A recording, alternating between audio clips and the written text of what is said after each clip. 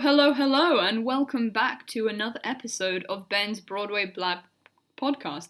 Today we have Katrina Yaukey from shows such as Great Comet, Cabaret, Company, Billy Elliot, Sweeney Todd, Warhorse, to name just a few.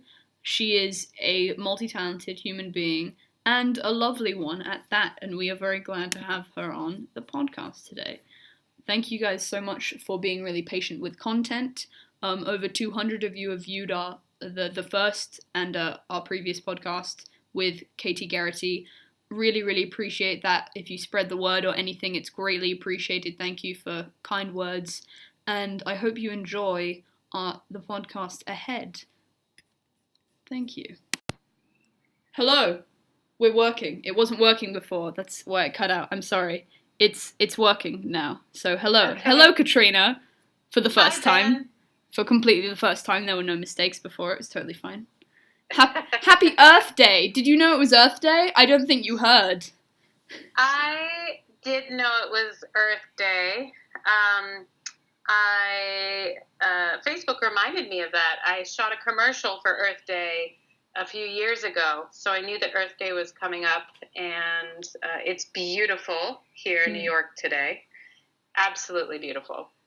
The beauty of Facebook, reminding you of embarrassing things from your past about 5 years ago. This is true. Just like, hey, there was a holiday. Remember that? Remember this embarrassing thing you did 5 years ago? Look at that now. Exactly. Which is Facebook. So, happy Earth Day. In England, it is wonderful weather as well. It got a bit windy today, but I went up to Tower Bridge and attempted to draw Tower Bridge. And did something like that, and then yesterday I was also enjoying the weather, and it's just been really lovely and sunny and nice. But we have full uniform, so that's kind of hell with the full fancy white shirt and tie, and we're also not allowed to wear shorts, so it's just like we're constantly in fancy wear or just school uniform in the heat. I can't believe there's not some sort of, dress shorts, with a tall sock. I mean, that could be very stylish. You can have dress shorts. At my old school, it was a thing. You just buy school shorts. It's they look like the trousers, but they're just grey, and they're shorts. So it's really not that much to be asking, and I seriously don't know why it's not allowed. I thought it was allowed. I just don't own any school shorts. Okay. But I asked, and I'd heard somewhere else that in some other schools it was not being allowed. And then somebody was like, oh no, yeah, shorts aren't allowed. And I was like, oh, that makes perfect sense. Obviously, that makes perfect sense. Which was, very sweaty this week with the lovely weather. But it's nice to enjoy it on the weekend and have some fun, which has been good. Yeah. So I plan to celebrate Earth Day by going outside and screaming apologies at the world for all the crap we put it through, and then just go hug a tree, I think, is what everybody should be doing on this wonderful Earth Day. Agreed. I heard that they were doing something in Times Square. I don't know if this is true, because when I was downtown this morning for a rehearsal, I definitely think I saw cars, but I had heard that there was an area of Midtown that they were going to close to all, automobile traffic in honor of Earth Day. I don't know if that actually happened, though. Wow, you saw cars in Times Square? That must mean an event is going on. Yeah, I don't know if that actually happened today, but that'd be cool to think about, New York just being a pedestrian city downtown for a day, Now, was it an event or a mirage due to the heat? Did it just appear to you? Just oh, it'd be great. It's Earth Day. We should do something. Which, I mean, that would be cool. I think that would be interesting in Times Square. There's always... Yeah, I don't know. I just heard about that from a friend, so... How many times have you been assaulted by people who want to buy your mixtape or want you to take photos with them? As there was a new guy I saw when I was in New York a couple weeks ago. There was a Trump guy who was great. He was a good one. And Oh, he wow. dressed up as Trump, and he was like, take a picture with the president.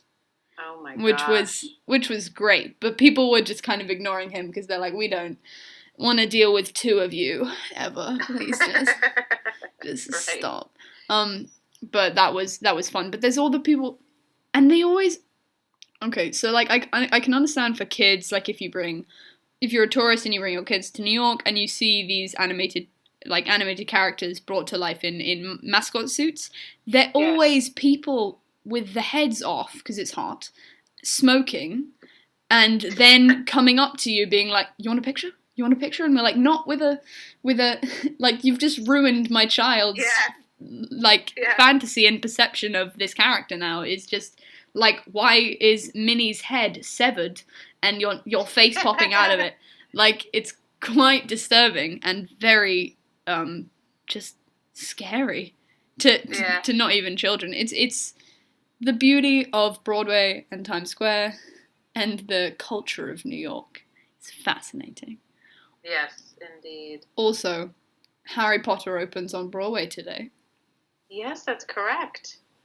Have you seen that yet? Or are you? I haven't. I think I have.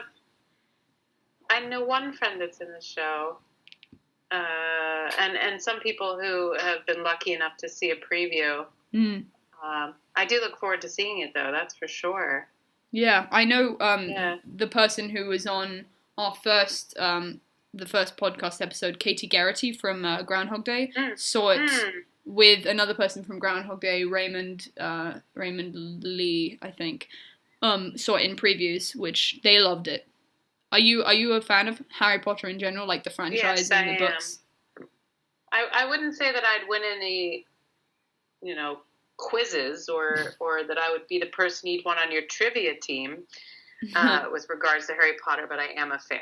Yes. Do you know your Harry Potter house? I feel like I took a quiz on Facebook a long time ago, and I think I was Gryffindor, but I forget. Isn't that terrible that I don't remember? Like I said, I wouldn't. It's unforgivable, but I would say that you're probably a Gryffindor. Yeah, that's what I was. I can imagine that, especially with your red wallpaper going on behind you, just a very red color scheme. This is my warm living room. Wonderful. With my grand piano and all my instruments underneath of it. Very great comet draped red feel in the living room. Yes, absolutely. I have some great comet art actually hanging up here. I got a myriad of gifts from wonderful fans. I mean, just unlike any show I've ever done before. And everyone was just so amazed at the wonderful artwork that we would, get backstage. Yeah, I think it's really lovely if, a show, because it's quite a contemporary and beautiful show, if a show inspires people to create more art from the art that it is itself, because it's a beautiful musical and it's an art piece, and then if people see it or hear it and are inspired to create art of their own, I think that's a really beautiful thing and a success with the show in itself to inspire, other artists to make their own thing out of it and just enjoy it. And especially so lovely for, the actors and creative team to see that and also receive this wonderful fan art. I think fan art is a really, it's a lovely thing, and it's really beautiful. I think it's great. Have you had any interesting stage door experiences? So either like crazy people, nice people, rude. I don't think rude people would come to stage door. That would be a step too far. But just any memorable stage door experiences, like good or bad, presumably mostly good. But like anything you can. I would say that for the most part, the stage door is always a joy.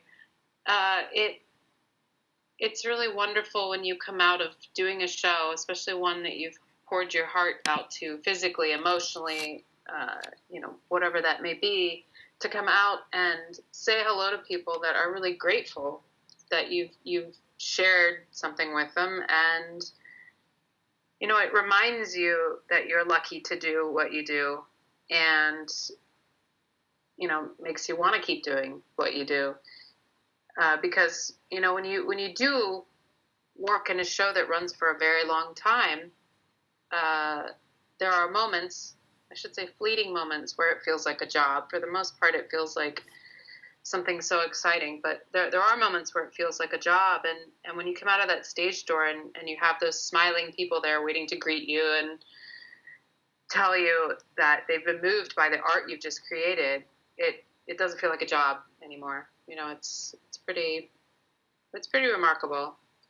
No weird experiences at the stage door. I mean, the Great Comet fans were unique in their enthusiasm, more than any other show that I've done. But also, I do wonder that, you know, maybe perhaps the internet has changed that. You know, over the course of my time in New York, you know, the fans didn't have the same direct access, you know, unless you came to the stage door. So I think that the internet has definitely opened up a level of communication that makes it very personal for people who are, you know, really into the shows that they see.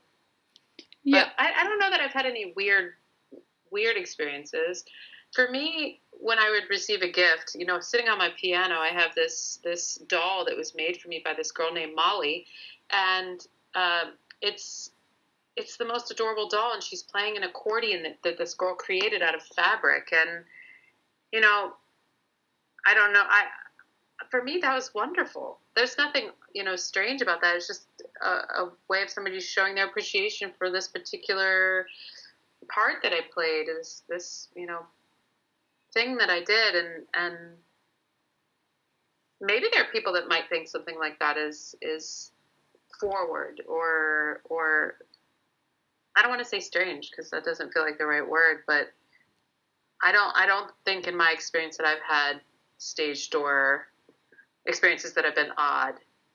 I will say, though, I did do a show years ago where we were dancing, and the material was suggestive. So sometimes when you'd leave, if there would be somebody who had been in the front row that maybe thought that you were flirting with them, that might be the only time that I could say that there was a clarification that needed to be made. Oh, wow. Yeah, that definitely might have happened years ago in cabaret. Wow. Yeah. Yeah. I mean, I can imagine that at cabaret, people can get. I can understand the undertones of that, but that's possibly taking it a little bit far. But I can understand how that might require a little bit of explanation. But what I meant with weird things at stage door is I wouldn't expect it for this show, because the fans were really respectful and lovely and just appreciated the piece.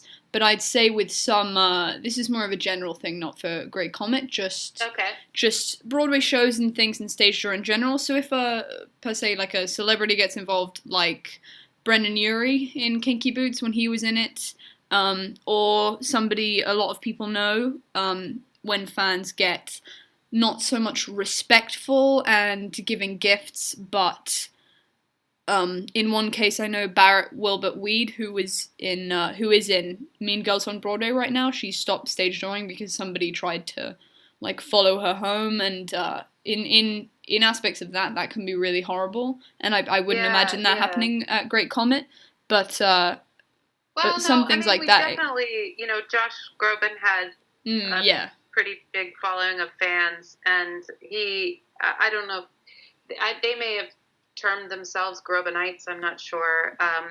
They're very dedicated fans, and I do know that there was a level of personal space that he felt that he needed to clarify, you know, in terms of his interactions in the stage door, and he had people with him that were always like there hovering to make sure that everything was okay, and his fans were lovely. They really were.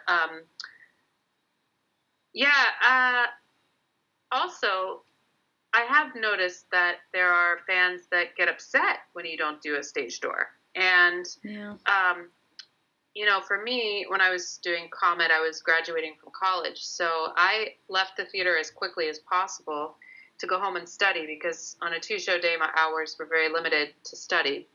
And I do know that there are some fans that feel that that's really disrespectful, that you don't stage door. But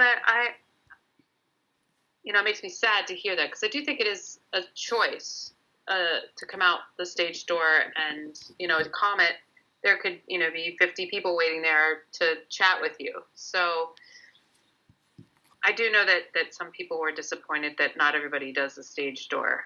And also when you do a show that's super emotional, sometimes I think it's got to be hard to come out and want to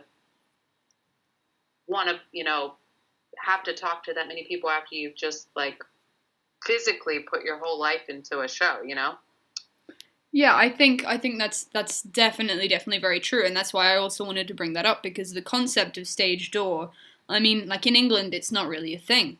Like maybe that's 5 people come to stage door. So what I love about that is usually with especially if it's more like contemporary show, like my favorite show at the moment called The Grinning Man. Now they've gotten more people because they've gained a following, and I'm very, very proud of them, and all my friends are in the show, and anybody listening that's in England should go see it before May 5th. It's called The Grinning Man on at Trafalgar Studios, and it's the best show I've ever seen, and best show I've ever seen on West End, and it's very, like, close with Great Comet, because Great Comet is absolutely spectacular, and actually quite reminds me of that in some ways, but they have a really interesting following. But the attitude to stage door, since we're very British, it's also the same attitude with like standing ovations. So Broadway, you don't always get a standing ovation, but if it's really good, they'll stand. But often on West End, there's or on Broadway, if a few people stand, everybody stands. Whereas on West End, if you stand, it's just you. So like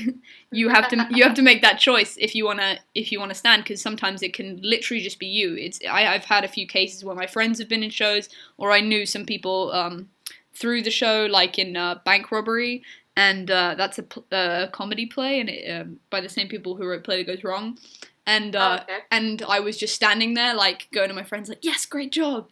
And since it's a very British audience, they're just like, very good job, sitting down, sort of thing. But there's a whole that's a separate point, but there's a whole different attitude to theatre and stuff with London and Broadway, which is also really another interesting point with how people really need to think about.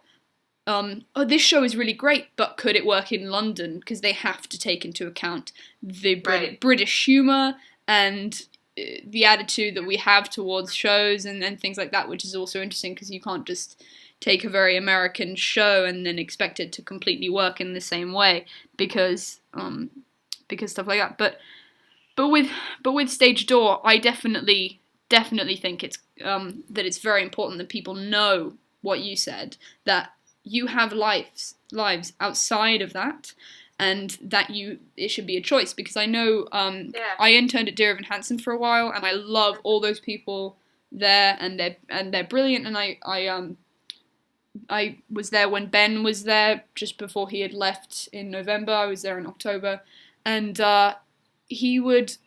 I don't know when I was there what he did, because I would leave. I only stayed for a few shows, but I wouldn't really see the stage door, because I would leave probably before he would get out. And often I know he took some vocal rest, and I know that somebody like Ethan Slater at SpongeBob does that as well. And especially after such an emotionally draining piece, like you said, they shouldn't be obliged. And he actually got a lot of crap for that, and tweeted at by this woman horrible things, and immediately, because they're beautiful people, the cast members and the fans all came to support him. But then it yielded a very interesting discussion about stage door, and some people believe, hey, you're an actor, it's your job to meet the people afterwards. And personally, I think if I ever got the chance to do that, just because I've been to stage door and I know how much it can mean to people, if I was able to, I would try to go out every night. But if they don't come out, I know they have a good reason for it, because they also know that. They also know that people are waiting, and they may love that, but sometimes you don't want to, and I think that's a fair enough reason, because that's not part of your job contract, and it can be like, oh, it's a shame I didn't, see them. But a lot of people would kill to even see a show, or to even do anything like that. And I see it from both sides, because I've interned at things, and I know when they want to go home, and I know you, and I know quite a lot of Broadway people, and I know that they just need a break, or they're on vocal rest, or just for many number of reasons they can't deal with the amount of people. Especially with Dear Evan Hansen, there is a lot of people there, Oh my word! Yes, I'm every sure. every night, and after a very emotionally draining performance throughout 2.5 hours, about they have to go out and put on a smile and not be kind of shaken up by what they've just done every night because it's emotionally intense. So just as a statement, I'd say people should be. I can definitely understand like a disappointment sort of thing if they're like, oh, that's a shame, because I can get that. But if they're saying, oh, that's unacceptable, like it's their job, they should have to come out, I think that's unacceptable for them to say that, because it's anyone's choice and they could be busy and you don't know, and I don't think it's fair to be critical because you bought the seats, you didn't buy the actor, you didn't buy to meet them. It's not part of the experience inherently. And in England, it's not really part of the experience in general, even if it's even if people don't really expect them to come out unless they're avid theatre people and sometimes go out, but they know that the culture is different and people just sometimes don't come out stage door. Yeah. Or it's less of a regulated big deal because you guys have not velvet ropes, but like metal barriers. Right. And we have 5 people, 2 people standing outside, and it's like the one exit because they don't need 2 exits because there aren't really that many crazy people unless we have, like in the case on Broadway, with unless we have like celebrities that come, like Martin Freeman was in a play. I saw that and met him, and that was really amazing. But he has to do insane stage doors because, especially with the attitude towards film and TV shows, because that can reach a broader audience. People see that and they know him, so they're like, oh, he's in a play, and they can go and they can get a bit interesting. But I mean, at stage door, I think it's lovely if people go, and every time I'm like, wow, what a lovely thing to do, but I think it's really important for people to be respectful at stage door. Absolutely. When I had done cabaret over the years with some, pretty big stars, I was always amazed at the generosity of them. They do know that connection with fans is important and is loved. And, Alan Cumming, for the most part, after the show, this most recent time, he'd get changed and he'd go out with his, he had a person that was always with him just to, make sure everything was okay. And he would go out and meet everybody and sign and then come back inside and finish getting ready to go home. He like didn't want to make people wait. So, which I thought was just so interesting and generous of him that he, would go outside, sign, and then come back in and finish getting ready to go home for the evening. And, that stage door was definitely interesting. We had Michelle Williams, Emma Stone, Sienna Miller. Those are fairly big names. Yeah. And, and I shouldn't say fairly big. Those are huge names. Yeah. And all of them. And, they for the most part, did the stage door and were lovely to people at the stage door. And I really respect that a lot. I respect that, and I think it's a really lovely thing for them to do and to give their time. But also, I don't want people hating on people if they choose not to, or for that Absolutely. And also, like, if you've just done a show where you've like had to be super emotional and cry and like your face is like swollen after the show, and you come to the stage door and fans want to snap photos of you, and you're like, well, that photo is gonna go viral. I look so great. Huh? It's definitely. I do think it should be a choice that actors can choose to do. And if you're not feeling good after a show, the last thing you want to do is go outside and possibly hug, shake the hands of, sign things, and touch things, and pass along your germs to somebody else. That's you want to get on home if you're not feeling good too. So yeah, I get it. I quite like the Broadway stage door thing, but it's also an issue for people with like anxiety and things, and that actually makes up a lot of the theatre community, usually the ones that don't get to see shows because they're about my age and they're younger, right. And that can make it, that's what I quite like about the British one, because nobody goes. So if you're an avid theatre goer and you have anxiety, nobody else is there. So you can stand, and it's still, you know, a bit stressful if you're going to talk to an actor that you respect. But there's not the shoving and pushing of some shows that were, I know Kinky Boots Stage Door was crazy, and people were just, especially because he's a singer and musician above an actor. He's in a band. Brendan Urie is the lead singer of a band called Panic at the Disco, and they were treating it like a concert, and that was disrespectful, and I think that's not okay. And I guess I haven't really seen much of that, being on that, you know, I haven't been on that side where I see that happen. So yeah, because you've had good experiences, and with Cabaret, because they chose to come out, that there was a positive response to that because people were glad they came out and respectful of that. But sometimes especially if you bring like a famous person in, I think the Josh Groban fans were reasonably respectful. I think that's nice. But with some crazy like rock, usually, or rock music or different genre than just like beautiful singing music can be more like treated like a concert or treated like an idol. You know, like especially with also TV people or famous movie people like Martin Freeman. So if he was in Sherlock and in some Marvel movies. And things like that, so you're kind of treated like you're not a person, which is a thing I also like about theatre, because it humanizes you, because you're there, you're in front of them.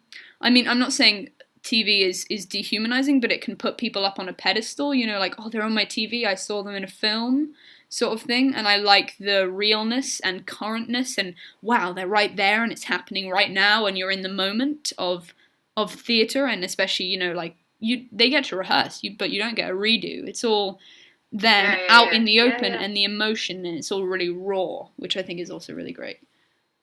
Yeah, definitely. Yeah, for sure. Yeah, for sure. Should I check out some of these questions that people have? Oh yeah. If there's any more, but I saw them and I wrote them down. Oh, you did. Oh, great. Okay. But I can double check if they've responded with anything else. Well, I'll leave it up to you then if you're seeing. Yeah, I got it. Thank you for saying that as well. Okay, so there's that, and I was gonna say something about we were talking about Stage Door, and somebody asked. Okay, so I'll do some fan questions, and then there are more questions that I have. So from Instagram, Livy of Lives asked. Yes. Which song I know which fan that is. Oh, you do? Oh, lovely. I do. Yay. Which song in Comet was your favourite to perform? Oh, my word. The Duel. Yes. That's my favourite. You know, I don't know that it's something that everybody loves, but I love a good dance party. And I've always loved a good dance party. And I looked forward to that every show. There wasn't one show that I didn't look forward to that. And, you know, I got to start in the balcony, and I was on the back platform of the house in that strobe light. And when it started, and I got to be at the very back of the house looking down at the stage, it was like I had audience perspective of this crazy party. And I was like watching all my friends like have a great time, watching the audience. You know, some people be like, oh my gosh, there's a strobe light. This is crazy. What's going on? And then other people just get so into it. And to, you know, the cheap seats, as we call them, in the back of the balcony, usually in every theater, it was so nice to like be close to people back there during this huge dance party. And I mean, not even, you know, not just on Broadway. I did the show in Boston as well, and I did it in the tent, the Uptown tent. And I looked forward to that scene every time. I can't say that that's true for maybe all of my all of the cast members, but I definitely, that's my favorite. I mean, obviously there are other things I love too. There are certain songs no one else, you know, on any given day, for whatever reason, I might hear, you know, Danae, Lauren, or Shoba hit one of the notes in the song, and it would make me feel emotional. I just would be like, this is so beautiful. It's so beautiful what she's saying. And it's so beautiful, like, how they've staged this. And it's just, I love that audiences are seeing this. And, that's another, favorite, not one that I was directly involved in, but I was backstage listening to that every night. So I really love that.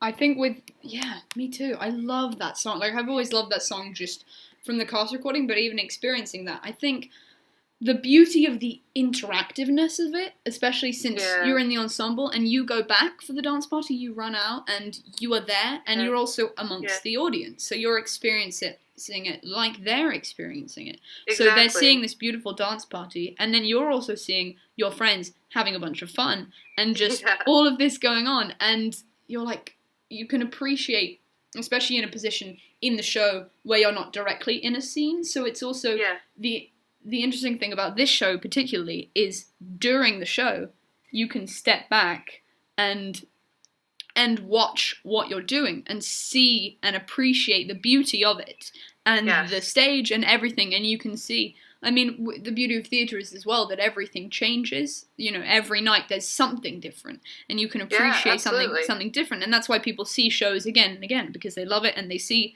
something different and you experience something. And especially with Great Comet, so much is going on. There's always, so you could see it 200 times and there's always somewhere new to look. And it's especially with that, because you just go back and you see it. And I can definitely understand how you would get emotional and feel like that, because you're just like, wow.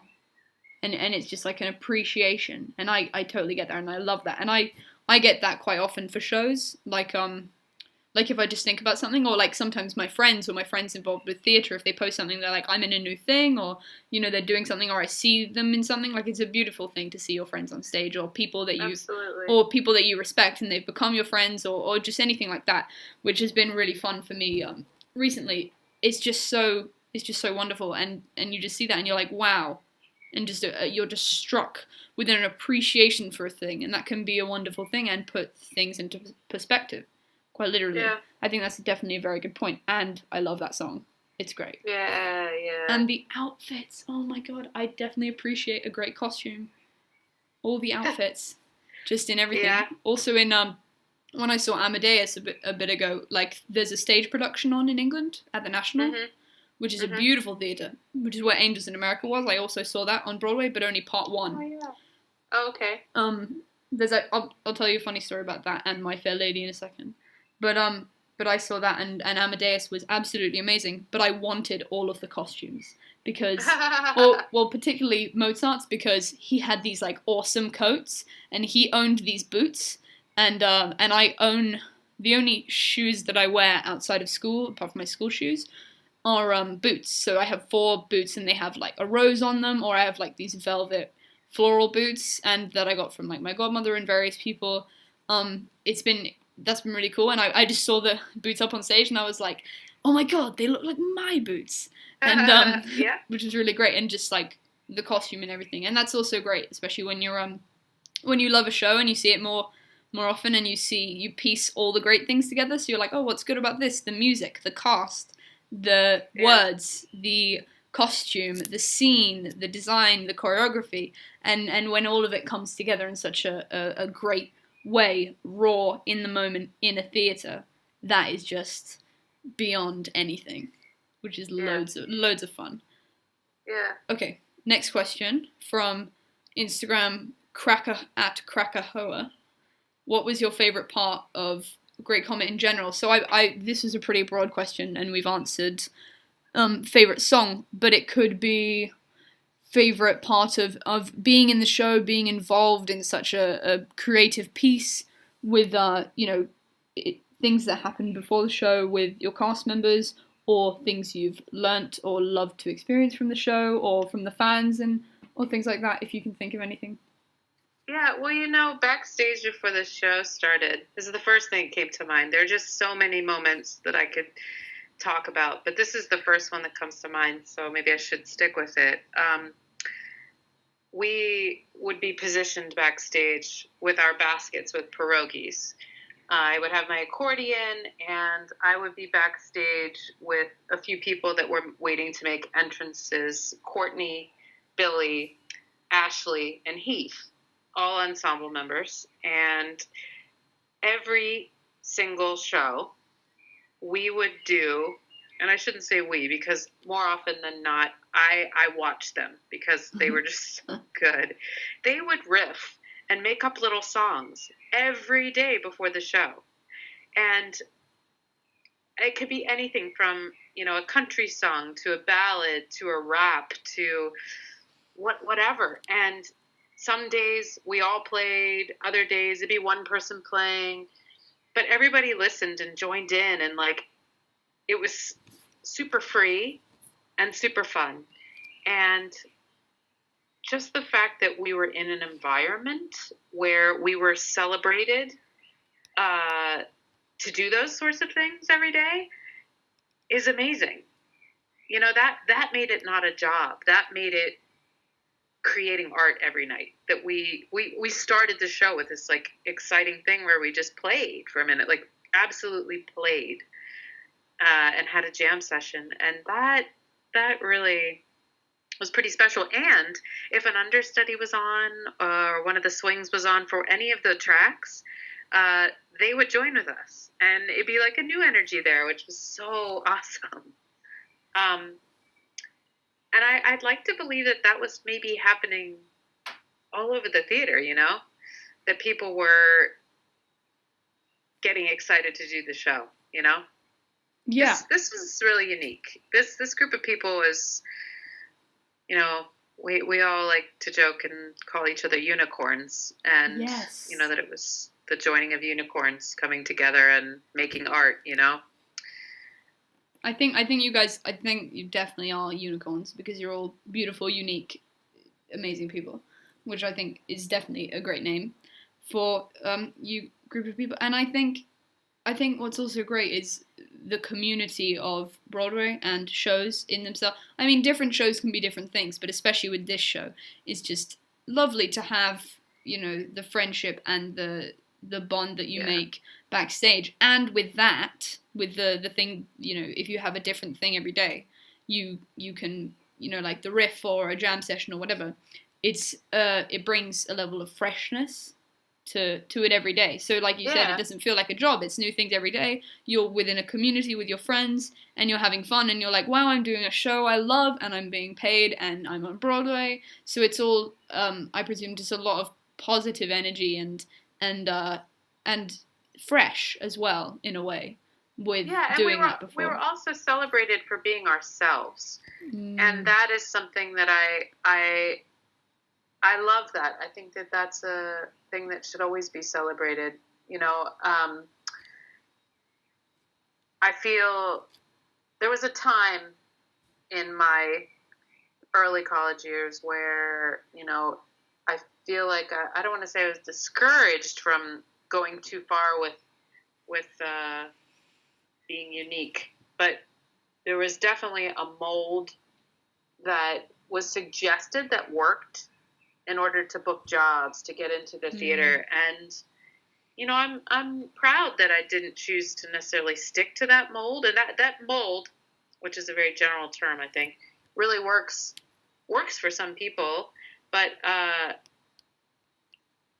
think this show in particular was a good celebration of, people defining themselves, by many means, not necessarily, none of us looked alike. We were from, different backgrounds and different heritage. And I love that. I think it's so beautiful. And I look forward to more things like Comet making their way to Broadway. I really do. I mean, we've got some really interesting things happening right now too, but I look forward to more things like Comet finding their way. I look forward to people taking more risks with creative things on stage. Definitely. That's also great, because then that's also new things, not just showing musicals and things. I'm definitely seeing more and more of interesting and beautiful things going on, which I love. And also diversity on Broadway is definitely very important. And with Great Comet, it was insane and beautiful, and you were like, wow, look at these amazing people and how different, instead of just all white, very clean people singing showy tunes kind of thing, like it was a while, ages ago. So it's beautiful to see diversity, and also for people to see themselves represented up on stage, which happens if you see Yes, exactly. Yes. Which happens if you see, you know, if you have a character you relate to. But especially also if the cast is diverse, you can see your heritage, or you can see yourself, and you can see yourself represented in that way on stage, and feel like, hey, it's not just like white people that are up on stage and taking all the lead, like, or, you know, of whatever form of diversity. It's not just that. Like, there's also a really beautiful thing that I love called Deaf West, and they did a production of Spring Awakening on Broadway, I'm pretty sure. Yeah. And it was all ASL and you know, like sign language, and there was also the first person on a wheelchair to ever be on Broadway there, and I think that was amazing. And I think with a show, you know, to make it good in a way, you've got to see yourself in a character, or see somebody you love, or make it a little bit relatable, and also to see you, especially if you want to be like an actor or something, and you feel like, wow, they, like, I relate to them, or that feels like me, and see yourself up on stage, not just in a character, but in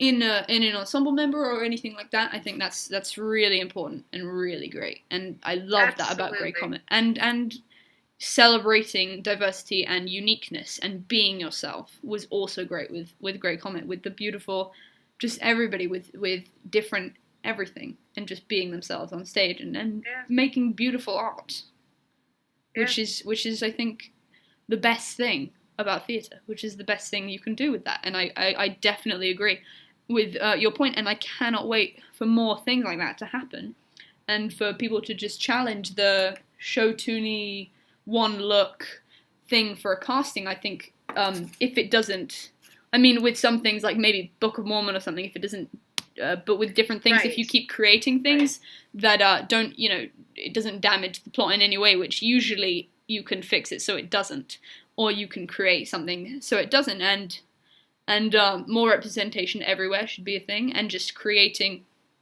spaces where that can happen, and shows and theatre and everything, which is a great environment to do that. If that happens, I think that's great, and it's definitely a very good point, definitely. So, another question from Instagram from at Sarah M. Hoffman, I think, was, what was your most memorable audition interaction? Or no, not audition interaction, I read that wrong. Audience interaction during Great Comet. Oh my word. You know, it's funny, I was just talking with somebody about this last night. I think, I don't know if this is the most notable one. You know, every time we walked out into the stage, we made a connection with an audience member. I'm not sure how many performances we did. I'm proud to say I didn't miss any of them. Yes! I know. I think I'm the only person who didn't miss any shows the entire run. Wow. But every single time I made an entrance on stage, I had eye contact with a person. At the top of Act 2, we started with letters. And I got to write letters to a myriad of people. And whether there was a politician, a rock star, a movie star, whoever it was that was in a section that I would come close to, I could choose, you know, to give them a letter. And I have always had a crush on this gal from Orphan Black named Tatiana Maslany. I hope I'm saying her name right. So she was sitting in the front row of the of the banquettes, as we called them on stage, and I was tasked with writing her a note, and I was so nervous. Like, I was like, what am I going to write in this note? You know, I have a crush on this gal. I don't know if you've seen the show, but she plays like, you know, I don't know how many different characters, and they all are so different, and I think she's so good. And so I had to write her a love letter, and it was weird. All of a sudden, I became like a nervous teenager. Oh my gosh. When I tripped walking up the stairs, first of all, to give her the note. Oh my God. Then, not only was my hand was shaking. Oh my God. Went to give her this note where I wrote something cute, about my accordion, and like I flirted with her a little bit, but I tripped. My hands were shaking, and she was sitting at like a little table. I knocked over the person's drink. Oh my gosh. Who was sitting with her. And it didn't spill on either of them. It just spilled on the table. But I was like, Katrina, what an idiot. Like, I tripped. My hands are shaking. I knocked over this person's drink. But I was just telling somebody about that last night. Because it's, gosh. it's funny things like that happen when you're on stage that, you just have to laugh at yourself. You can't get upset. You can't, you can only let yourself feel like an idiot for about 2 seconds. And then you just have to, like, let it pass. Yeah. But, yeah, that was a funny, and she smiled at me, and then later, in the show, like, laughed when she read the note that I gave her, and that made me feel better, but I don't know, there were so many interactions, like, every day,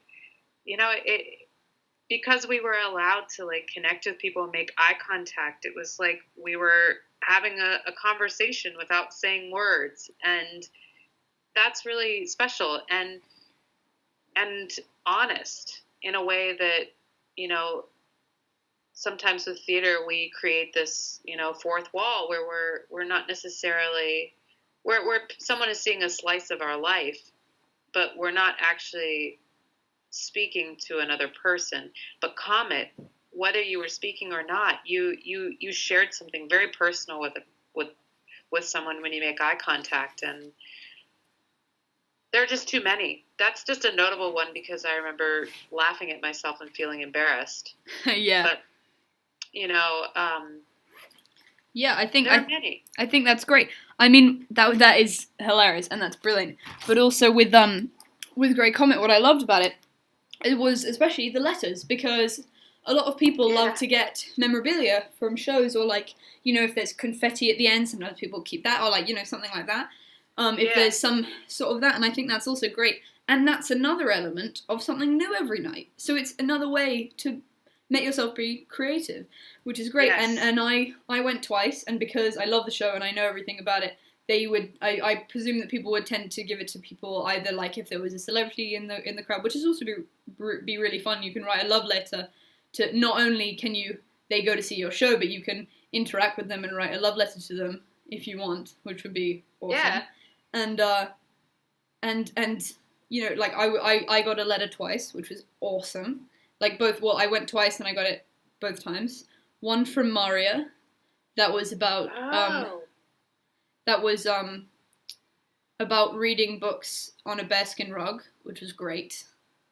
And then one from ensemble member, who I'm pretty sure she's in the band that you go with sometimes, Moondrunk. Ashley, might have been yes. Ashley. Yeah. Yes, I think that was her, and it was roses are red, violets are blue, poems are hard, you're cute, or like something like that. That's great. Or it was something like that. It was really great, but that's also really fun and another element of new things and making somebody smile in your own way, and something for people to take back. Maybe that person that you tripped over on the way to still has that, because I know some people keep memorabilia. Wouldn't that be really cool? Just like imagine that sitting in her house, and then you start to freak out again, like, oh my god. Right. But that would be really cool. Okay, so another question from @wizard.png. How did you feel when you got the news that you were going to be in Great Comet? And also another question from @papered.doodles, which is related. How were auditions for Great Comet? And like my own thing is, what did you do? What was that like? How did you find out about it? What did you audition with? Just tell me everything, please. I'm very interested. Sure. Well, I feel like my journey with Comet was very different than many other people that were in the show, audition-wise. I'd say the standard on Broadway, is you go in and you audition a series of times, and, if you're lucky, you get the show. But with Great Comet, I actually knew somebody who had stage managed on the show, and he told me that I should see it. He said, it's a great show. I feel like you're the right energy for this. And, there's a girl that plays accordion in it. I feel like it's like up your alley. And I had just come off of a job and was in New York, and I walked past the tent, and I remembered that my friend Brian said I should see the show. So I bought a ticket, and I texted him and said, hey, I'm going to see Great Comet tonight. And he wrote me back almost immediately and was like, oh, are you in town? Are you available? Someone's leaving the show. And I was like, yes. And he said, okay, wait after the show. I want you to meet somebody. And I saw the show, and I happened to, that night that I saw it, I happened to be sitting at the table where Natasha and Princess Mary have their interaction. Yes. And they sing in the minor seconds. I happened to be sitting at that table that night. Yes. And I was watching Princess Mary because she was carrying around an accordion. And I was like, oh, I wonder if this is the girl that's leaving the show. And it was, at the time, it was this gal, Shayna Taub, who was doing it. It was incredible. But I was like, this is insane. I've never seen anything like this before. They had both just sat next to me and made eye contact with me. And I was enthralled. Intermission, I texted my friend. I was like, oh, my God, this is incredible. And then, I cried during the show. I was so moved by the performances. And after the show, the production stage manager came out, Karen Meek, who ended up being our production stage manager on Broadway as well, yes. Came to find me and said, okay, I hear you play accordion. And I was like, yes. And she's like, are you available? And I was like, yes. And she's like, someone is leaving the show on Sunday. I saw the show on Thursday night. Whoa. And she said, someone's leaving the show on Sunday. Call your agent tomorrow and tell them about this. So the next day, I called my agent, and at the time, that agent that I was with said, oh, I don't know anything about this. I'll look into it. They called me back right away and said, yes, it's true. Someone's leaving the show. It's the accordionist. They want to see you on Monday. It's an immediate start. So I went to the audition on Monday. I listened to the show over the weekend, and I mostly focused on Princess Mary, which was the track that was leaving. And I auditioned on Monday, got the call. In the audition, they had me play accordion. I played a little bit of piazzolla, which is a very specific style of accordion that, shows them that I know how to play the instrument. And they had me sing the opera where Princess Mary does all that weird extended vocal technique stuff. Yes. And they just let me do whatever. And then it was hilarious. I've never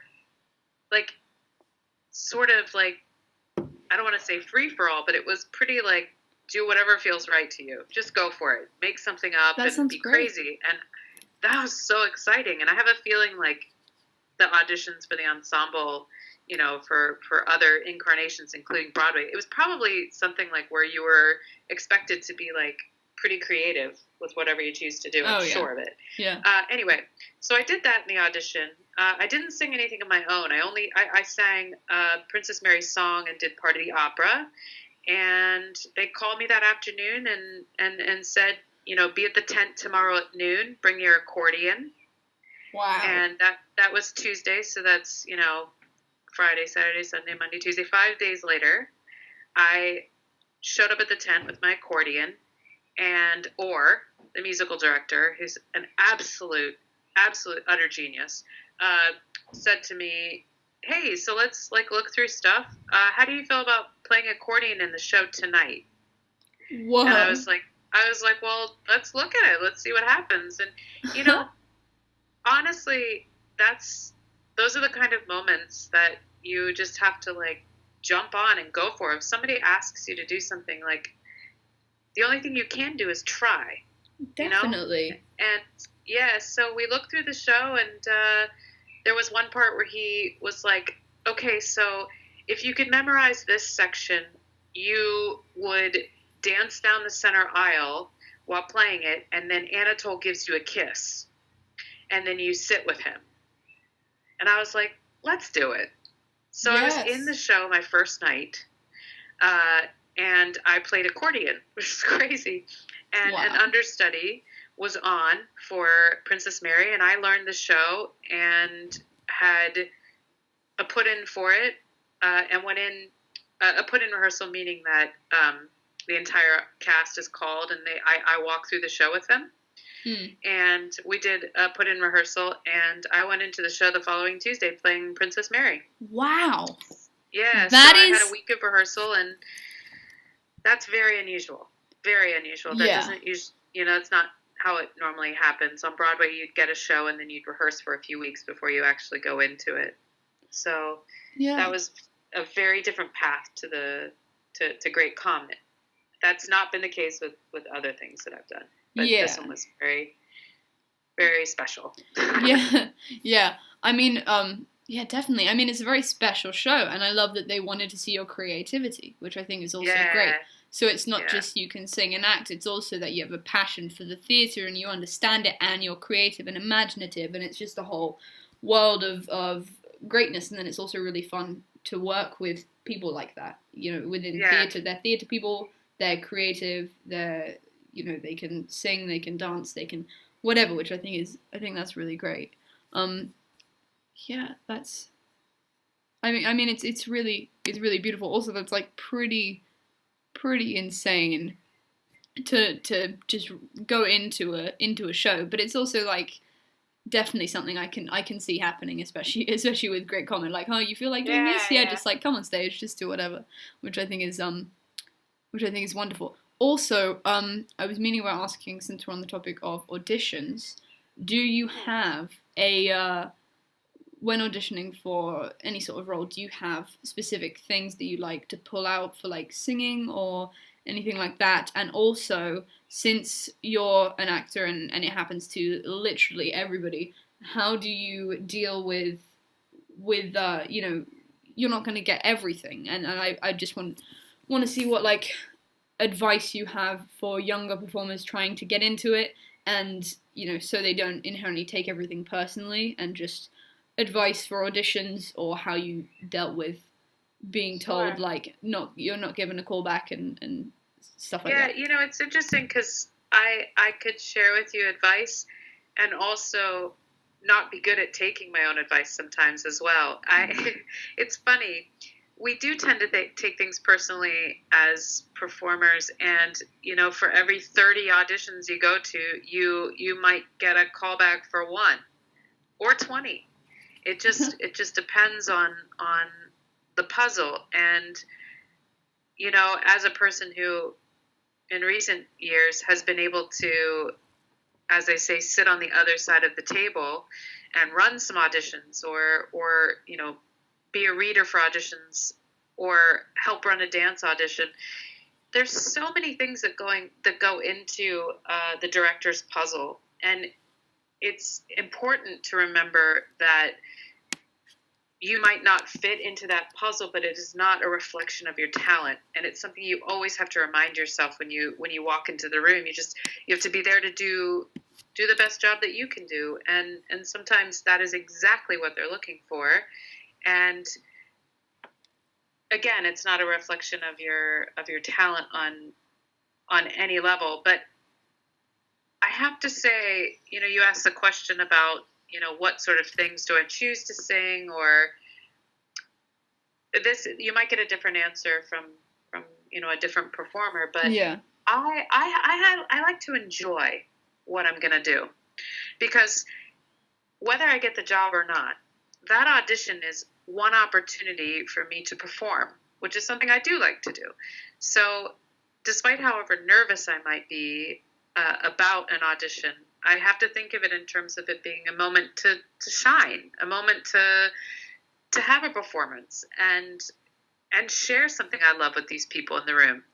Now, I can't always say that that's exactly how I feel when I walk into the room, because I would like to, tell people that's how they, you should love it. You should enjoy that chance to perform. But yes, there are many times where I'm so nervous that I don't enjoy it. Even after all these years of doing this, I still get nervous. That never has changed.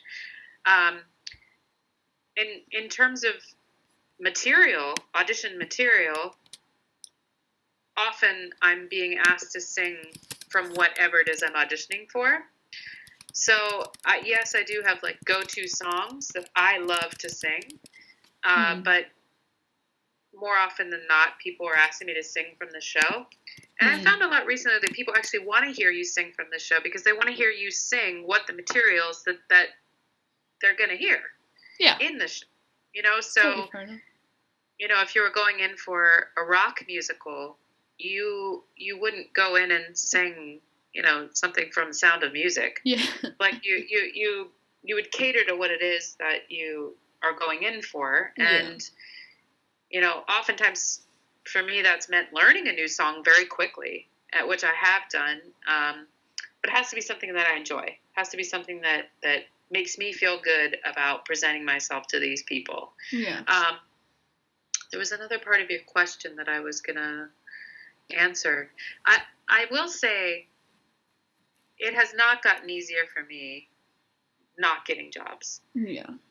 You know, it still just feels, you know, you have to wrap your head around the fact that those moments when you do have the job are to be celebrated so much that when you don't have a job, you can remember those moments and be like, oh yeah, it's okay though, because I definitely did that, and something will come. Something will come as long as I continue to do the work and invest the energy and the time and the enthusiasm into things that I love. Something will come of it.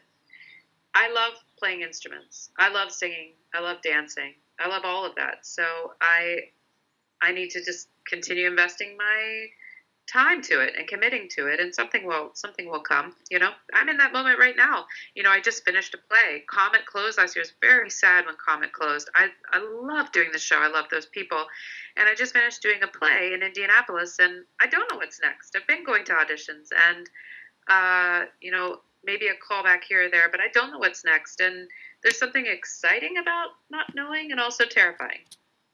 Yeah, definitely. I mean, I think that's wonderful. Like, I mean, in the position that you're in now, like if you're an adult and you're a professional actor and you're trying to get work, then it's definitely more of a pressure situation.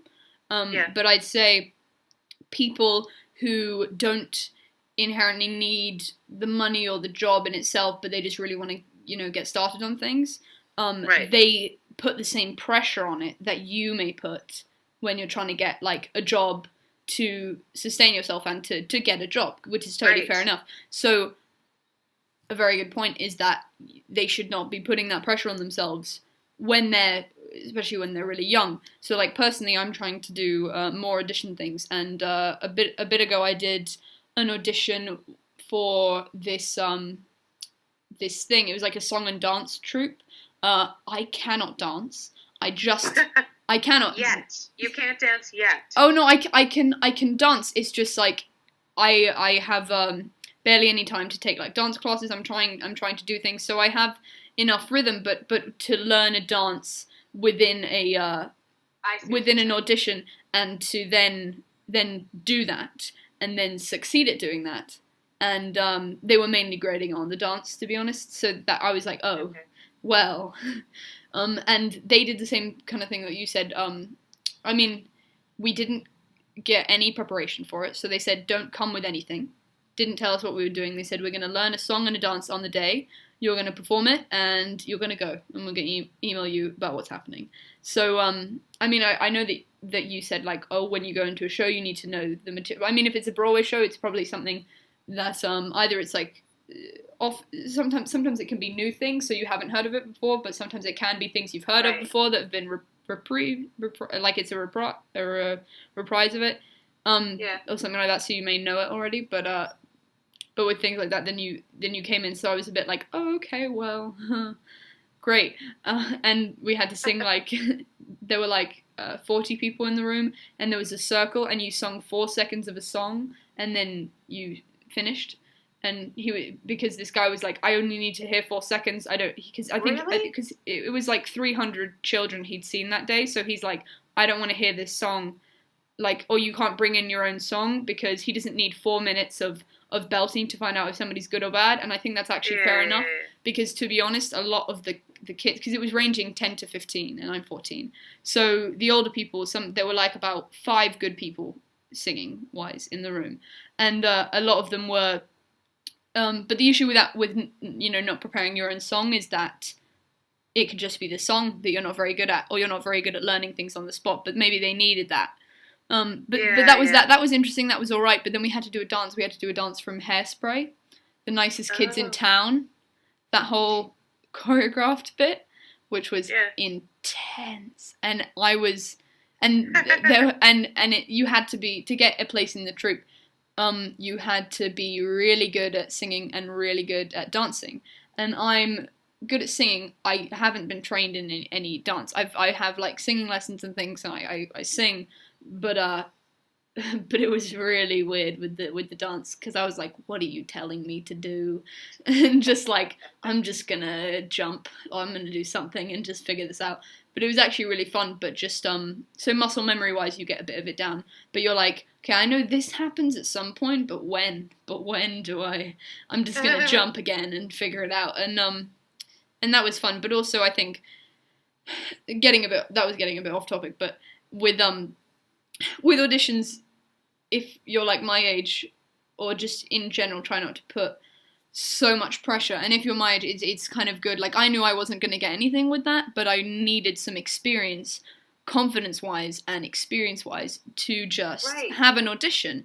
Because if you think, oh, I'm just going to practice at home and wait until there's something I actually want to do, then you don't have any audition practice for that thing you want to do, and you could totally mess up your audition because you're nervous and you're like, oh, I've never had an audition before, but it's something you actually really want.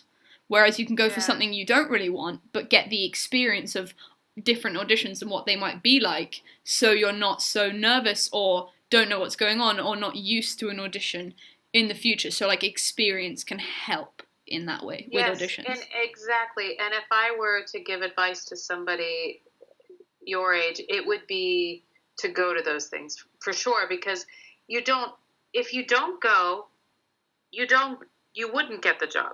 But if you go, A, there's a chance you could get the job, and B, you'll have the experience of what that means to be in that environment. Because that's, if this is something you know, are considering doing or want to have in your life, then, you know, it's good to have those experiences and just jump in, and, you know, you have to want to try, you know. So yeah, I would encourage people just to go, you know, go for try. it. Just go for it. I don't. Absolutely.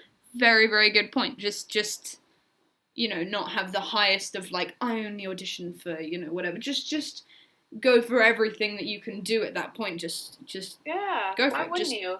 Yeah, exactly. I think that's really important and helps build confidence and experience, and that's really good. So you can do better and better each time and be used to different things. And you might get it. And exactly. And then you're because a lot of auditions are different, and then you're used to different audition situations. So if you need to do another one, then you're like, oh, I've done this kind of audition before. So it's sometimes just like, you prepare your own thing, you come in, you sing, they let you know, and then you come back and you sing something from the show, or you just do that, or they do 5 seconds of a song, then a whole dance thing, then you do that in a group, then you do it again in a group, in a smaller group, and then you go and they email you, or, you know, something like that, and then you're used to different things, or you go in, you read a monologue for 2 minutes, and you go out, and they let you know, kind of thing. So you're used to the different forms of it, and just take it as experience. And if there's criticism, and to be fair, usually it's just if they're casting directors, then also don't be, not you, but just some people, though usually as an actor you have to take the criticism, to take that on board, because sometimes they're right. They can just be like, hey, maybe you didn't do this right. I'm not saying you were horrible, I'm just saying to improve for a further audition, do this. People should definitely listen to that if it's right. They just want you to be your best self, and they want you to do well. They don't want you to fail. Yeah, no, that is never exactly. Anytime you go into an audition, all they want is for you to be great, because then that makes their job super easy. It's not like they're like looking forward to you not doing something well. Yeah, exactly.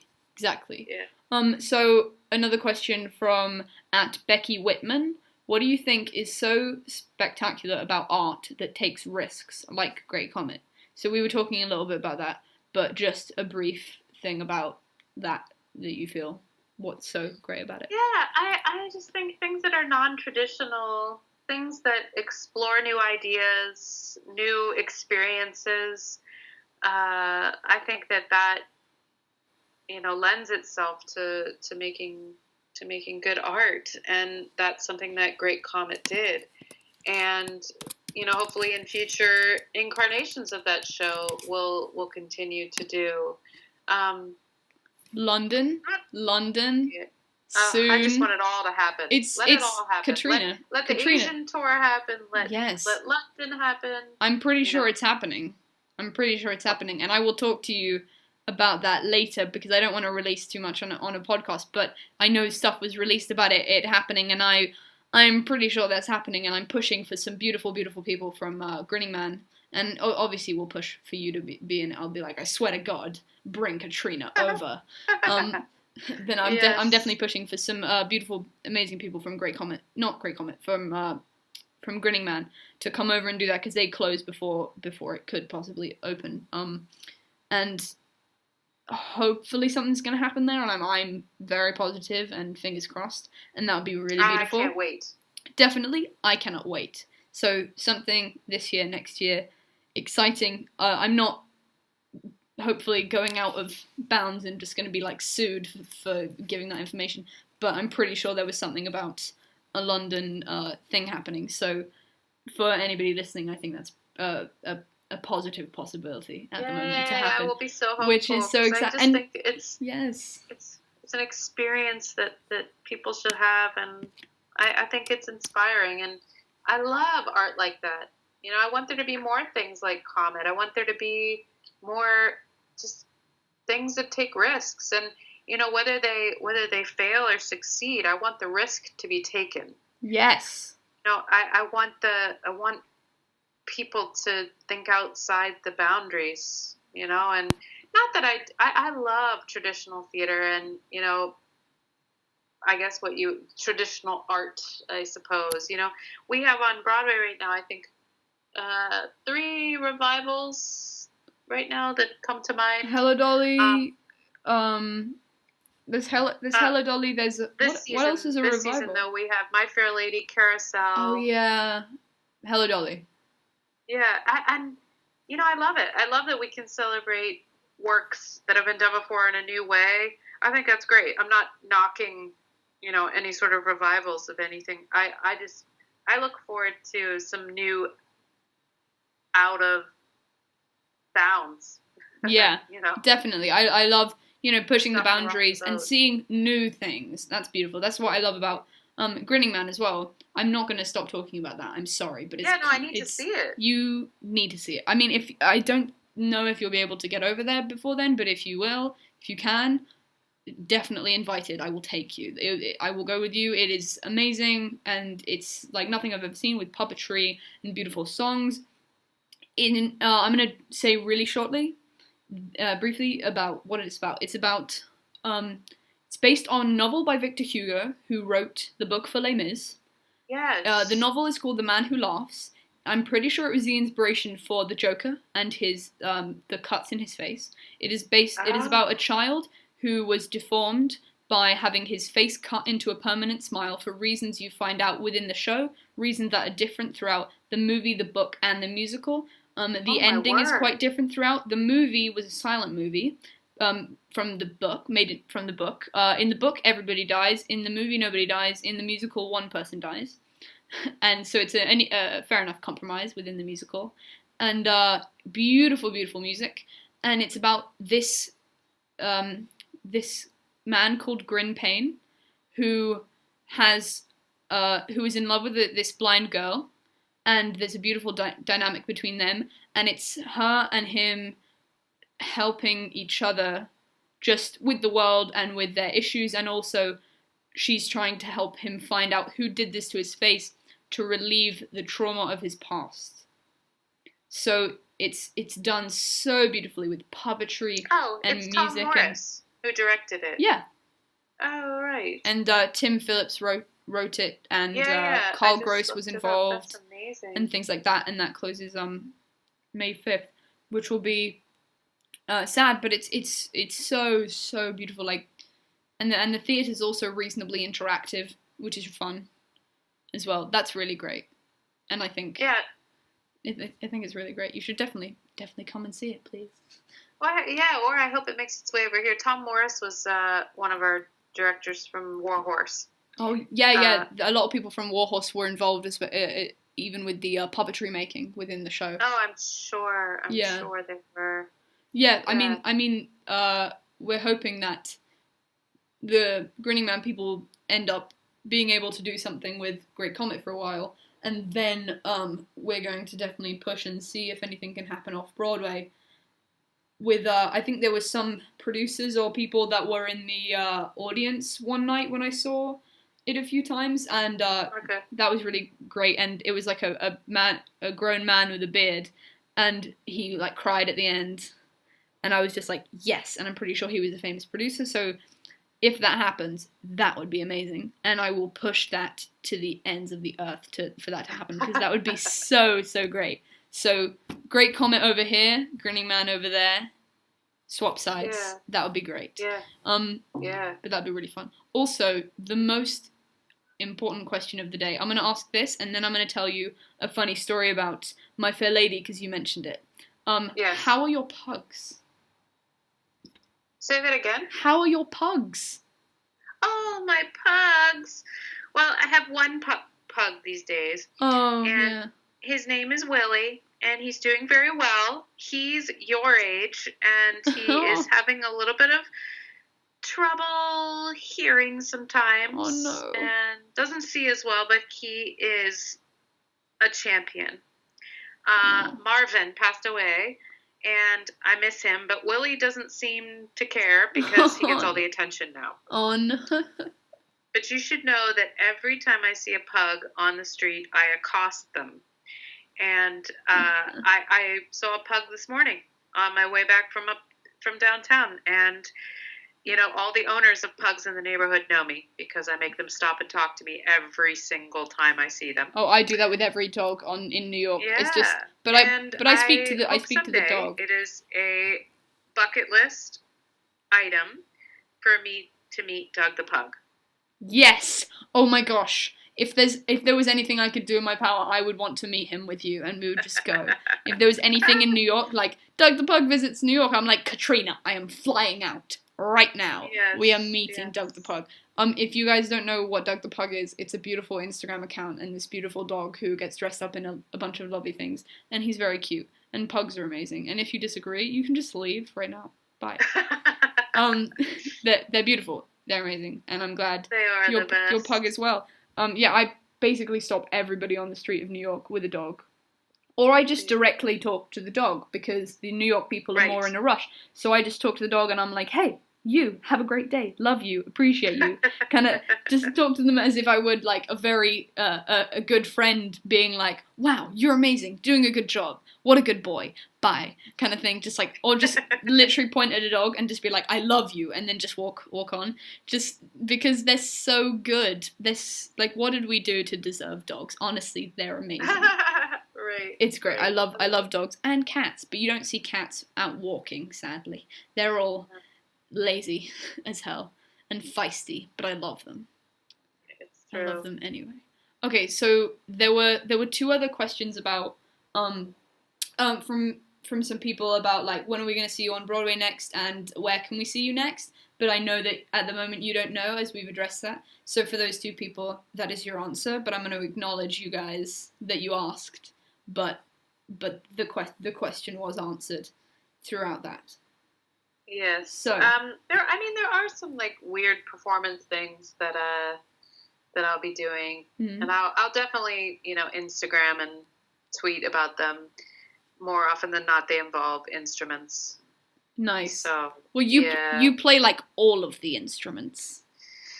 I love playing instruments, and I love doing it in shows, and I feel like I was, as a young person, I started as a musician, really, because my parents were very musical, and I feel like that's what's, where everything began. So I love it. I'm sitting in my living room right now, looking at the baby grand piano, and there are 5 accordions, an alto saxophone, a tenor saxophone, 4 clarinets, 4 violins, 2 violas, a chincello, a real cello, 2 oboes, a flute, a piccolo, 2 bass guitars, 3 regular guitars. I feel like I'm missing something. Oh, is that not enough? I'm apartment right now, looking for instruments. That might be it. That might be all of them. Oh no, sorry. Oh.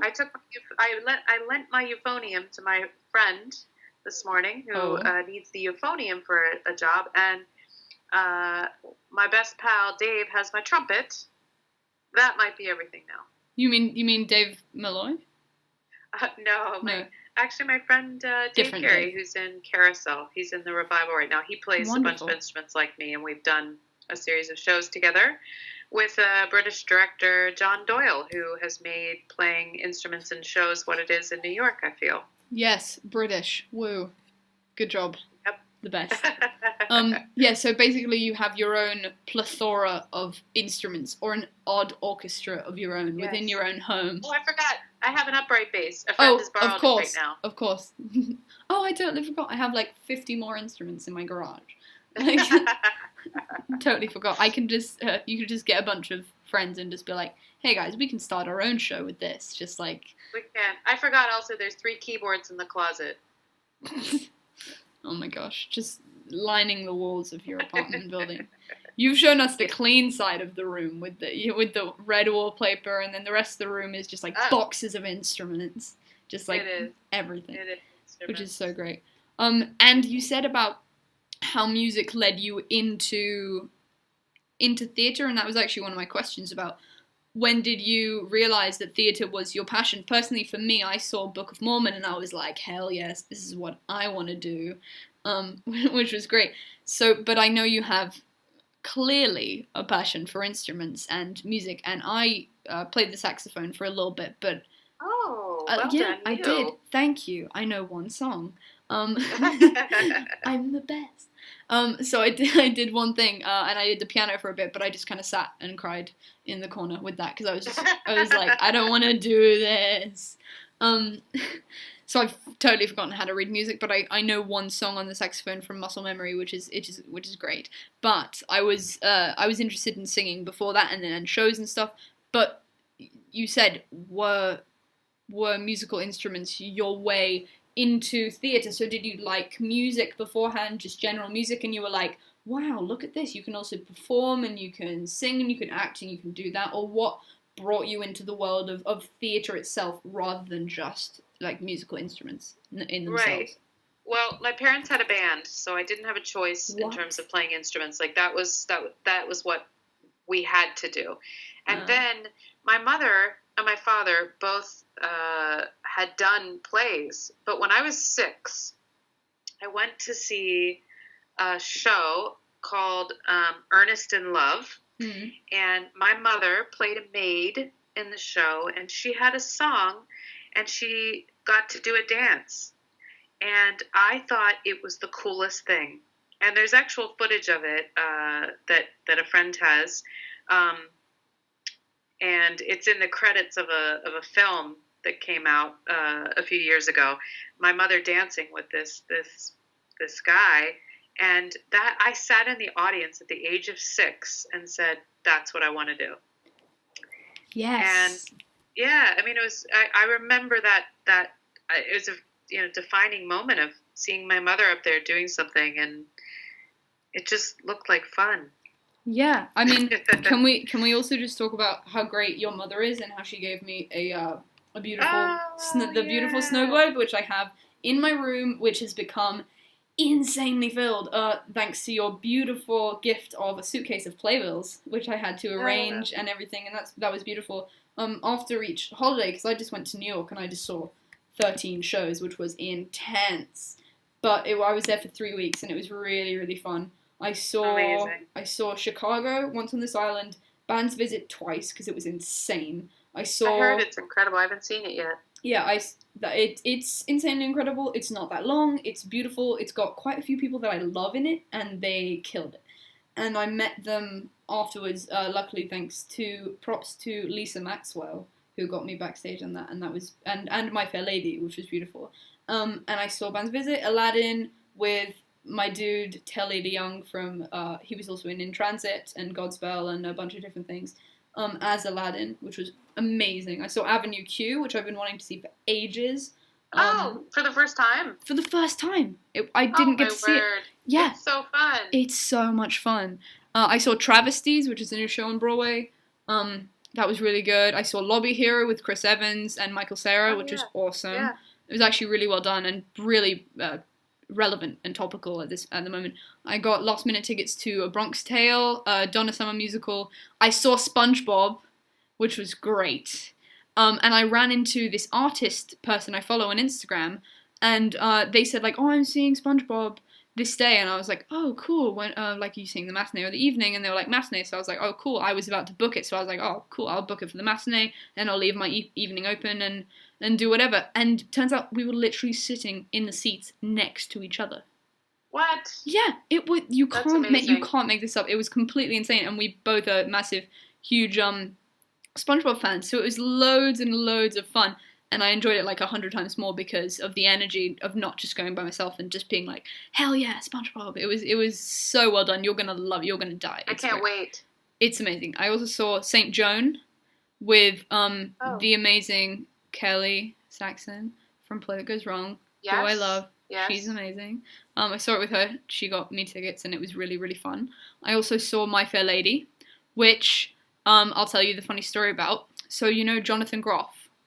Yes. Yeah, so he's been in, for those who don't know it, he was in Hamilton as the king, the original king, and was in A New Brain with Bill Finn, in Mindhunters on TV, which is amazing, and a bunch of different things. And since it was previews at My Fair Lady, a lot of theatre people go during previews, or if they're involved in Lincoln Center, they get to go. So he was there, and I saw him when I was walking out, and I was like, is that Jonathan Groff? And just kind of died. And I was like, do my eyes deceive me? And he had a beard, so I was like, yeah, am I sure? And it was. And I went over to him, and he was with his mother, and it was lovely. And he's like, hello, this is my mother, which was great. And I met him, and I talked to him, and I was just like, hey, you're amazing, you're an inspiration, thank you so much for just being great. Did you enjoy the show, sort of thing, which was amazing. And then the show I saw the next day was the day I left, Angels in America. I saw part 1, which sadly it closes before I get back, so I don't have time to see part 2, because I didn't have enough time in evenings and stuff, and I didn't, I just couldn't at that point. So if it was on, it closes 9 days before I get back, which is very frustrating. So if it was on for just... Maybe, it might be extended. That's what I'm hoping. 2 more weeks is all I'm hoping for. I mean, I'm hoping for longer. It might get extended. I might have inside Okay, you don't need to tell me right now, but you definitely need to... I don't know for sure. I feel like it might get extended. That is some hot gossip on this podcast right now. You need to maybe tell me like a tiny bit more about that afterwards, but don't give away too much. But if it is, I'm back July 17th, so that would be really amazing, because I need to see part 2. Please, would be great. That would be really cool. And I saw that, and guess who was there that day as well? Jonathan frickin' Groff came to the show, and I hadn't told him that I was seeing that the next day. He doesn't have any form of social media, so Jonathan, I'm not stalking you. I didn't do that. I had booked it a while ago. We saw My Fair Lady. I ran into him. I was like, holy crap, it's Jonathan Groff. You're amazing, an inspiration, beautiful. And then I saw, also backstage at that, thanks to Lisa Maxwell again, who got me backstage at Band's Visit, I ran into my friend from Dear Evan Hansen, Garrett Long, which was lovely, because her husband was involved in that production, and that was really great. So I ran into a lot of people. Like, I ran into this guy who was Elder Cunningham on West End, and now he's Elder Cunningham on Broadway, absolutely killing it. Cody Jameson Strand out there being amazing. I ran into him, and then I was also going backstage to say hi to my friend who works there, and then I saw him again, and I was like, Cody, hey, because I saw him in the street, like outside my hotel, and just was like, Cody, hello? because I had seen him a few times, and I ran into him. I walked past Wayne Brady, who is in Kinky Boots right now, and I think he was in Hamilton a while ago, and then also this guy called Adam from Playbill was walking around with a massive camera, and I walked past him. So that was insane. So I ran into a lot of people and friends, which is so weird and fun with New York.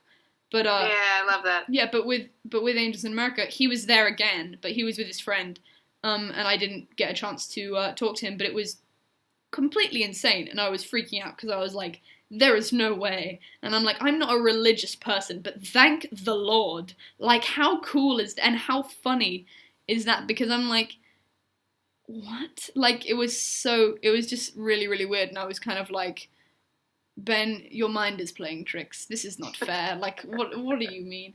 But that was really, really great. And Angels in America was amazing. It was so good. Yeah, You've got to see it. You need to see it. I have 2 friends in it, so I need to see it. Who are your friends in it? Oh my god. My friend Jane Fitch. She's one of the puppeteers, and she's the understudy for the Angel. And my friend Kurt Seacrest, who is the associate puppet director, I suppose. Oh my god, that would be so cool. Yeah. Oh my god, it's such a beautiful show. Yeah. So I saw that, but yeah, that was just a separate point on My Fair Lady, but that was really, really fun. That's also a beautiful production. Beautiful. Yeah, I need to see it. I've heard that. You gotta go see it. Yeah, it got rave reviews in the New York Times. So. Oh, damn right it did. It was great. Yeah. It was really great, and it was. I like her. I think I like. I want to see her in this role. So. Yeah, I mean, the guy who plays Henry Higgins was in some British like Downton Abbey, The Crown, of course. And I was like, I recognize him from somewhere, which is cool. He killed it. That was also really great. I bet he's wonderful. Oh, definitely. Everybody was wonderful. Also, we're getting quite a bit along, so I'm maybe just gonna go a tiny bit faster with the questions, but this has been great. So, dream role. I played it already. I think it was Sally Bowles. Oh, yeah. Really? But I have to say, playing Mrs. Wilkinson in Billy Elliot was pretty great. Yeah. Having grown up as, like, a dancer as well, like, watching these kids dance was incredible. I wouldn't say this is a dream role, but people always say, like, what's your favorite thing that you've done? And, I mean, obviously Great Comet is and will continue to be, like, one of the best experiences of my life. But surprisingly, one of the things that was the most moving as a performer to be a part of was Warhorse.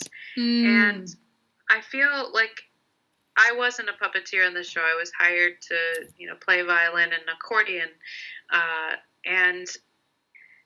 But being on stage with the 3 people that we're usually involved with, Joey or Topthorn, watching those 3 people move together, breathe together, think together, required the utmost of focus. And to me, that was one of the most beautiful things and one of the greatest lessons as a performer. And I think it really ranks very high up there to me in terms of experiences. But I don't know, in terms of dream roles, I like future dream roles, I don't know, because I feel like very grateful to have played the ones that I've played. Yeah. How about not just the broad sense of anything ever? Though, what about on Broadway right now, your dream role? Like, I don't know. I haven't seen everything that's on Broadway at the moment, so from what you've seen, that's hard to say. Would you do Carousel? I mean, I don't know that. I know that show. I don't know that I would say dream role. Let's see what's on Broadway right now, and I'll tell you. There's I'll say this.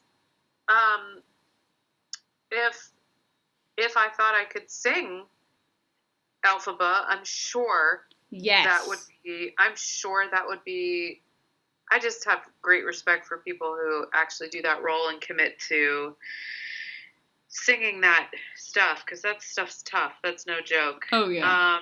All right, I'm looking at what's on Broadway right now, and there's so many of them that oh gosh, Chicago. That'd be a dream to be in that show. That'd be great. Yes, you would kill that. I don't know. That's a tough question. It is a tough question. I mean, I feel like maybe I'm supposed to know the answer to that right away, but I don't know that I do. No, that's fair enough. Okay, next question. What's the best and worst thing about being an actor or a performer, person involved in theatre? The best thing about it is that I feel like I've not lost my sense of play. I feel like I can thrive in creative circumstances, and every day I have my own dance party at home, which my husband Ed could attest to. Yes. I really do have my own dance party every single day. It's a great way to live, to be honest. Yeah, and I feel like I haven't lost my sense of play, and I feel like being an actor has made me feel okay with having that child alive inside of me all the time. Yeah. Creatively. The worst thing about it, I don't know. That's tough. I mean, auditioning is tough for me. It really is. Maybe that there's so much to know and not enough time to know it all. Yeah. Maybe that's a really broad answer to what's the worst about it. I mean, I like living in New York. I wish it were a little less crazy. Yeah, definitely fair enough. And I feel like if you want to be a theater actor at some point in your life, like, New York's not a bad place to live. There are other great places for theater, obviously London, even in America, Chicago, DC, Minneapolis. There are other places that you can live as a theater performer, but New York's definitely, one of the ones that's up there. And I feel like that's a good thing and a bad thing, New York. It's a wonderful city, but also it's challenging living here. Yeah, definitely. Yeah. Okay. I guess that would be sir. Yeah, that's a good answer. Now, a question that I love to ask. What can you tell us about any mishaps on stage, line mess-ups happening in Great Comet or Cabaret or War Horse? Because I know actually one time my friend saw War Horse in England, and the horse puppet just broke. It just broke. Oh, really? Yeah, it snapped on stage. Gosh. So that was a mishap. But they handled it really well. They were just like, hey, give us 5 minutes, and then they fixed the puppet and they went on with the show, because the show must go on, which is also a beautiful thing about theatre, just having to deal with it in the moment. Right. Well, there have been so many line mishaps throughout my time. Not necessarily for me, but when I've been on stage with other people who've had, as we say, they've gone up on the lines. Notable ones that I really enjoy remembering would be, well, actually, at Cabaret, the first time, years ago when I did the show, we would write them down on the wall of the dressing room when somebody would say something that was hilarious. And I will always remember Carol Shelley, who was playing Fräulein Schneider. She sings this song early on in Cabaret. It's called So What? Yes. And the lyrics are, when I was a girl, my summers were spent by the sea. And I seem to recall more than once she said, when I was a man, my summers were spent by the sea, and I really enjoyed that. That always made me laugh, that one. Judy Kay, when we were in Sweeney Todd on the tour, there is, oh gosh, what's the name of the song? Oh, it's not helpful. Which one? I know all of them. Was it an ensemble song? Who did she play? No, she came on and it was the top of Act 2. Top of Act 2. She forgot the lyrics to the song, and Attend the Tale of Sweeney Todd. What's the top of Act 2 that's hilarious that I can't remember right now? By the Sea. I mean, the thing is, I mainly know the movie. I'm working with new things with theatre, but the issue with different productions is it's all different, honestly. Like, it's so insane. Yes. Like, my school production is doing a song that wasn't in any of the soundtrack. Top of Act 2... God, that's good. It was God, That's good. Yes, that's what... Yes, of course, that's the Top of Act 2. Oh, that's great. And she forgot the lyrics, and so she just went, doobie, doobie, doobie, doobie, doobie. It was like she doobied her way through the song, and it was, like, hilarious not to laugh at her on stage and lose it. Oh my god. Yeah. I mean, at one time in Cabaret, we were doing a song called Money, and yes, I accidentally, we crawled on the floor in the song, and I accidentally got the heel of my shoe caught in the crotch of my shorts, and I ripped my shorts off. Oh my gosh. Yeah, that was a good time.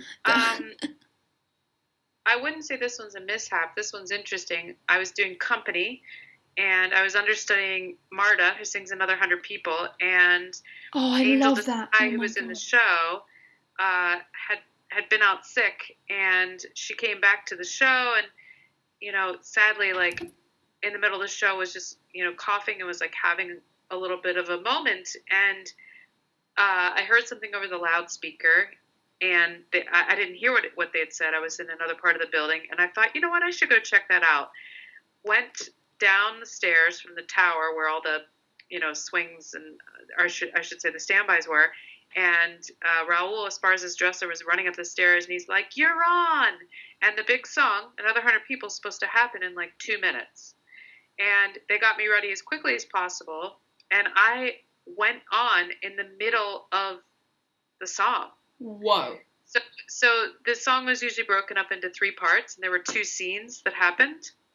And she did the first 2 parts of the song, and I traded places with her during the second scene, and I finished the song. Oh my god. Yeah, which was crazy. And I love that song, though. We're very different. Like, she is short, petite, and Asian. And, I mean, obviously I'm not those things, so it was very much a change. Oh my god. You know? Yeah. There was a thing that once happened with Book of Mormon where they had to do that sort of thing, but there was a so like it was I think it was Elder Price, and it was this really tall, lanky Elder Price with blonde hair, and then he had to go off in the middle of something, and they did an announcement, I think, so that people knew. Maybe, or he came on, because I know of a few times, at least my friend saw one where this guy literally had to change in the middle of a thing because he was feeling ill, and the standby had to come on. But with this one, it was so funny because they were complete extremes, and then the next person was really small with just completely different with black hair, and the Elder Cunningham improvised and just went, "Elder Price, you dyed your hair," and just and just everybody laughed, and it was great. Which is, I think it's also great to run with that, if there's a fun thing like that, because I know there's because it's happening live and there's going to be mistakes or people can get ill. Absolutely. Within it. Remind me to tell you a great comet story that is probably should not be shared for the podcast, but remind me to tell you one about that sort of thing later. Yes. Okay, I will. Yeah. So I'm gonna skip a few. And just gonna ask you, maybe this is the last one. I probably know the answer to this, but if you could revive one show to bring back to Broadway, what would it be and why? And if you say Great Comet, also give me another one. So obviously Great Comet, but like of shows that have closed, so there's like at least ones I love. There's like Falsettos and. Like, you know, Falsettos I really want to come back, and just I don't know. I don't know the answer to that. No? I mean, I just never wanted Great Comet to close, but... Obviously. I don't know. That's tough. Did you get to see Falsettos at all? Or like, I didn't see it. There's Falsettos, there's Newsies, that's a good one. Les Mis was on Broadway. That could be great if it came back. I'm trying to think, I made a list of the shows that I saw when I was about your age. Same. And my sister and I used to keep a list of them. And, you know what is coming back to Broadway? Secret Garden, which I'm excited to see that. Oh, yes.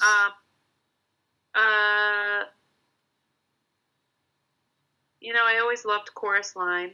Oh, yes. That would be so great. If that came, it was on Broadway in the last, I don't know how many years. It's been, it was revived, but, nothing that's on this list. Yeah. I didn't really answer your question. That's okay. That's no problem. But there's just too many good ones. Yeah, fair enough. Well, is there anything apart from SpongeBob that you're really excited to see? Like, do you want to see Harry Potter, or do you want to see? I know you want to see Carousel and SpongeBob and stuff, but is there anything else that you're interested in at the moment? I want to see Angels in America. Yes. I want to see both parts because I have friends, and I'm going to see Mean Girls in a week and a half with a friend. I haven't seen School of Rock. It's supposed to be very good. Oh, yes. It's so much fun. I saw it on West End. It's lots of fun. I'm looking. I haven't seen Come From Away. I need to see that. What? I hear it's very good. Oh, my God. Go. I think I'm probably most excited to see my friends in Angels in America, but SpongeBob. I think I'm really excited to see that. I think you're going to die, because honestly, I didn't have that high... I had... Not that I thought it was going to be bad, but, like, I knew it was going to be awesome, because I loved it. But it was just beyond that. I was like, oh my God, this is done so well, and it's so funny. I love the cartoon. Yes. And I love Bikini Bottom. Obviously. And I love SpongeBob's Community on the TV show and have for many years. So I'm excited to see some of those characters come alive. Definitely. And it's done so well. So thank you so much for this. It was a lovely conversation and a bunch of great questions. And I hope to any people listening that sufficed and that was interesting. I thought it was very interesting. And I just want to say, just as I have this platform at the moment, that Great Comet means a lot to me, and I think it's beautiful, and it better frickin' come to London, or I'm going to do a one-man show of it myself in a tent in Hyde Park. I would watch that. Definitely, just like buy one door for the dramatic door things and do all my own things, and then there's just you clapping in the middle of a park, just being like, "Yes, Ben, good job." That'd be really fun. But I think I have a few things to say. So, Great Comet is beautiful, and I think the fans are really amazing. And also, be respectful to actors. If they choose not to come out to stage door, that's their deal. It's great if you get to meet them, and I think it's awesome. And I just want to say massive props and massive appreciation to all actors, West End, Broadway, struggling actors, anything. You're probably doing like a really great job, and I'm very proud of you. And I think, all my friends on Broadway and all my friends off Broadway, just my friends in general, acting in New York, West End, everything, are really great. And I just want to say, hey, you guys are awesome. And it was really, really, really great talking to you, Katrina. And also, go see, not inherently just you, if you can get over, you definitely see it, but anyone in England before the 5th of May, go and see The Grinning Man. There are tickets from £20, and they're still available. There are still seats. Go see it. It's beautiful. We explained earlier on about what it's about. Thank you so much, everybody who's listening. It's not uploaded yet because this is recorded now. But when you listen, hopefully you enjoy it. And thank you so much, Katrina. That was really, really lovely and great to talk to you. Thanks for having me. And I really appreciate it. Thank you so much. Lovely to talk to you. And I can't wait for you to come over here and show you London. Hopefully the weather is still nice when you come over. That would be good. And not back to its usual grey sort of thing. Would be awesome. But yeah, really nice to talk to you. Give your pug a cuddle from me. I love them. Thank you so much. That was great. Yeah. And goodbye. End of the episode. Thank you, guys. Bye.